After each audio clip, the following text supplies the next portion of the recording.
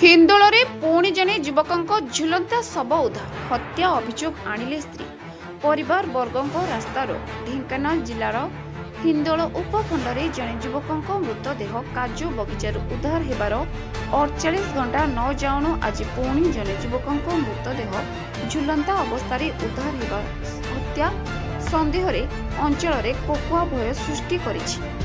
खबर प्रकाश आज भोरू हिंदोल थाना गुड़ेही छकठारू 100 मीटर पुराना कटक संबलपुर रास्ता पार्श्व एक युवकों झुलंदा शव गामुछारे झुलुवा अवस्था देखि पुलिस को खबर देइथिला अंचलवासी।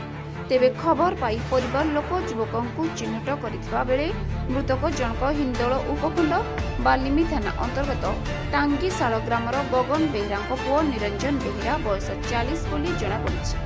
निरंजन बेहरा टाटारे काम करुवा बेले किछि दिन हेबो आसी गुड़ेही निकटस्थ निरंजन सामलंग OD06 होटेल रे कार्य करुवा जना पड़िछि। तेबे शबर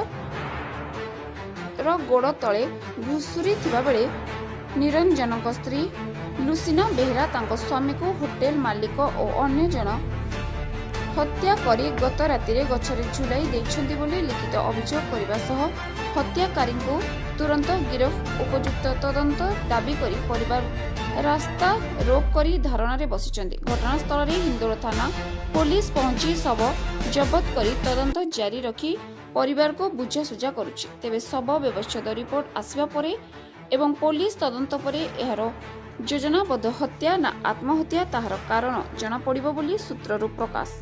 हिंदोलरू प्रद्युम्न बेहरांको रिपोर्ट, दर्शन टीवी।